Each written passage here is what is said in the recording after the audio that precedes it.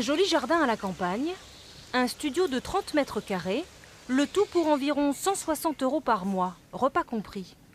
Les conditions sont idéales pour Thomas, étudiant en prépa littéraire à Poitiers. Pour le travail et pour les études en général, je pense que c'est meilleur qu'une chambre universitaire où 9 mètres carrés, je pense que c'est pas assez pour travailler en fait.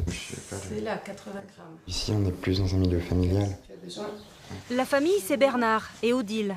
Depuis quelques mois, ils se sont lancés avec Thomas dans la cohabitation intergénérationnelle. En clair, ils hébergent le jeune homme à moindre frais en échange de menus services. Mais ce qu'ils n'avaient pas imaginé, c'est qu'ils s'entendraient aussi bien. Il y a une présence jeune avec nous, donc la jeunesse, ça nous rafraîchit. Hein.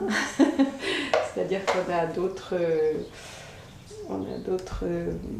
sujets de conversation, on a notre préoccupation. On s'est rendu compte que finalement, Thomas aurait pu être notre petit-fils. Un peu de cuisine avec Odile et du rangement avec Bernard. L'autre petit, non, ça, il faut qu'on arrive à 166 de hauteur. Entre le futur archiviste et l'ancien prof de philo, les points communs sont nombreux et les occasions de débattre aussi.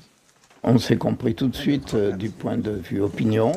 Également ce goût pour, à partir d'un rien, une nouvelle de la télé, une nouvelle du journal, une chose vue dans la rue ou ailleurs, pour démarrer dans des considérations qui atteignent assez vite un bon niveau de généralité, de sérieux.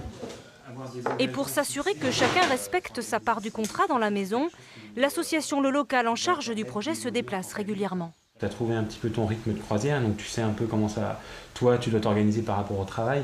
Donnant, c'est essentiel. D'accord. Nous, ce qu'on voit bien, c'est que les jeunes ont envie de partager et de se retrouver avec une autre personne. Les personnes âgées, c'est la même chose, ont envie, à un moment donné, d'accueillir quelqu'un. Il y a de la solidarité. L'an prochain, c'est décidé. Thomas, Bernard et Odile poursuivront leur bout de chemin ensemble.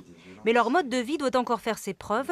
À Poitiers, pour le moment, ce sont les offres d'hébergement qui se font attendre. Je ne sais plus quand est-ce que c'est.